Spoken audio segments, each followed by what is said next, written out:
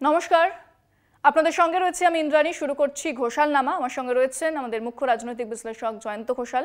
জয়ন্তদা, স্বাগত জানাবো। এবার যে খবরের দিকে নজর রাখবো, রাহুল গান্ধী আবারও একবার নিশানা করেছেন নির্বাচন কমিশনকে। সেখানে তিনি বলছেন যে এবার নির্বাচন কমিশনের বিরুদ্ধেই ভোট চুরির অভিযোগ করেছেন, ভোট কারচুপির অভিযোগ করেছেন, যেখানে কর্ণাটকে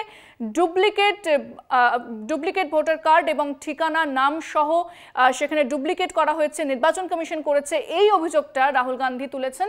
এবং তিনি বলছেন আরো বেশ কিছু অভিযোগ কিন্তু নির্বাচন কমিশনের বিরুদ্ধে রাহুল গান্ধী তুলেছেন। শুধুমাত্র আমরা দেখছি যে বেশ কয়েকদিন ধরে রাহুল গান্ধী নির্বাচন কমিশনকে টানা নিশানা করেছেন এবং অনেক প্রশ্ন তুলেছেন। আজও কিন্তু সরাসরি নির্বাচন কমিশনের বিরুদ্ধে ভোটার লিস্টে কারচুপির তিনি অভিযোগ তুলেছেন।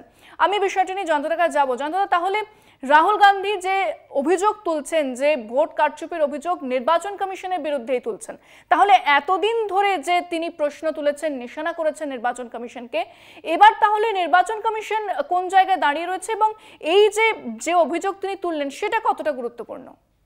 ইন্দ্রাণী, একটা ব্যাপার খুব পরিষ্কার যে রাহুল গান্ধী আজ যেটা করলেন সেটা অ্যাটম বোমা হিসেবে কতটা শক্তিশালী, কতটা এর প্রতিক্রিয়া হবে সেটা তো পরে আলোচনার বিষয়। কিন্তু আপাতত একটা কথা বলা যায় যে রাহুল গান্ধী যেটা করেছেন সেটা কিন্তু খুব আলটপকা আচমকা করেছেন তা নয়। এইটা কর্ণাটকের একটা পার্টিকুলার কনস্টিটুয়েন্সির ওপরে কাজটা, এটা ঠিক, কিন্তু কাজটা করতে কিন্তু সময় লেগেছে এবং বেশ গুছিয়ে একটা টিম ওয়ার্ক আছে, সেটা নিয়ে গবেষণা হয়েছে ভোটার লিস্টটা নিয়ে, এবং ভুয়ো ভোটারগুলো কিভাবে জোগাড় করা, এবং একই নামে হয়তো দু তিনটে আসন, এগুলো যে নমুনা দেখানো, এগুলো কিন্তু খুব অথেন্টিকেটেড কিছু ইনফরমেশন। কিন্তু প্রথম প্রশ্ন যেটা সকলেই করছেন, যারা ধরুন রাহুল গান্ধীর প্রেস কনফারেন্সে ছিলেন না, রাহুল গান্ধী আজকে প্রেস কনফারেন্সটা করলেনও ওনাদের নতুন যে ইন্দিরা ভবন একটা, সেটা ওই আইটিওর কাছে একটা বিরাট একটা হলঘর, একটা নতুন জায়গা বলা যেতে পারে। এটা কিন্তু কংগ্রেসের ঠিক পার্টি অফিসে করা ব্যাপারটা সেরকম ভাবে করলেন না, তো অন্যভাবে একটু করছেন। এখানে কিন্তু একটা টিম ওয়ার্ক কাজ করেছে, উনি একটা প্রেজেন্টেশন করছেন।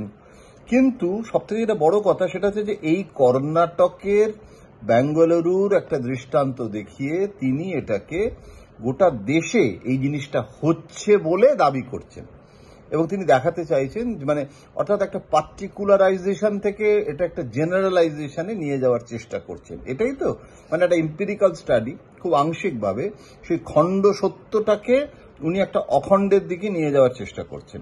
ঠিক আছে, এটাই তো সবাই করে।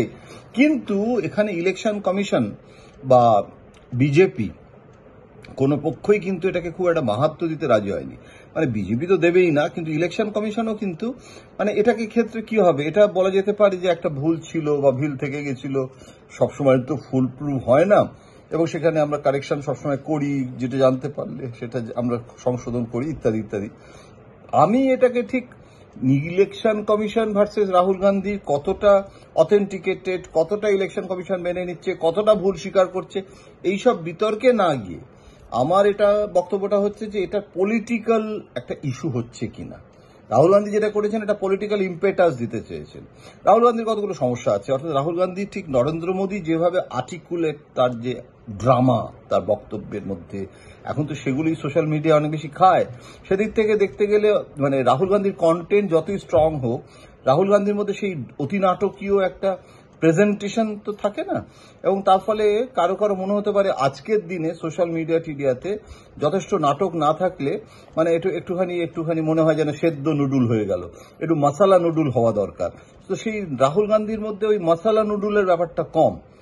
এখন এটা একটু ম্যাটার অফ ফ্যাক্ট, একটুখানি তো সেই কারণে এটা কতটা ইম্প্যাক্ট হবে আজকে যখন উনি করছেন, তারপরেই অপোজিশনের ইন্ডিয়া জোটের বৈঠক হচ্ছে, সেই অ্যালায়েন্সের বৈঠক, এবং সেখানে সবাই আসছে এবং সেটা কিন্তু রাহুল গান্ধীর বাড়িতে হচ্ছে। রাহুল গান্ধী সাধারণত তার বাড়িতে এ ধরনের নৈশ ভোজ বৈঠক, তাহলে রাহুল গান্ধী একটা ইনিশিয়েটিভ নিচ্ছেন, পলিটিক্যাল ইম্পেটাস দিতে চাইছেন, এটা নিয়ে কোনো সন্দেহ নেই।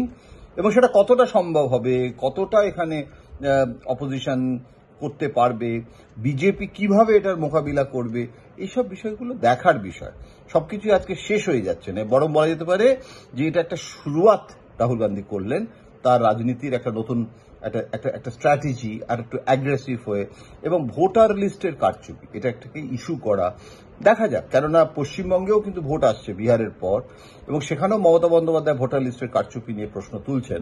সুতরাং এটা এই ভোটার লিস্টের কারচুপির এই ইস্যুটা রাহুল গান্ধী তার নৈশভোজেও আলাপ আলোচনা করছেন বৈঠকে, সেটাকে একটা সমবেতভাবে গোটা দেশ জুড়ে, তামিলনাড়ুতেও ভোট আসছে সেখানেও ডিএমকে শাসক দল, সেই অভিযোগগুলো একত্রিত করে এটা বিজেপি বিরোধী নরেন্দ্র মোদী সরকার বিরুদ্ধে বিজেপি পার্টির বিরুদ্ধে কতটা সংগঠিত হতে পারে বিরোধীরা, that has to be seen Indrani, সেটাই হচ্ছে দেখার। আমি জয়ন্তদাকে অনেক ধন্যবাদ জানাবো। আপনারা দেখছিলেন আমাদের অনুষ্ঠান ঘোষালনামা। জয়ন্তদা বিশ্লেষণ আপনারা শোনেন এবং বেশ কিছু গুরুত্বপূর্ণ খবর নিয়ে আমরা আলোচনা করি। আজকের অনুষ্ঠান এখানেই শেষ করছি। পরবর্তী গুরুত্বপূর্ণ খবরের জন্য নজর রাখতে হবে কলকাতা টিভি এবং কলকাতা টিভি ডিজিটাল এবং অবশ্যই আমাদের অনুষ্ঠান ঘোষালনামাতে। দেখতে থাকুন কলকাতা টিভি, রাত ৩, ৭ দিন।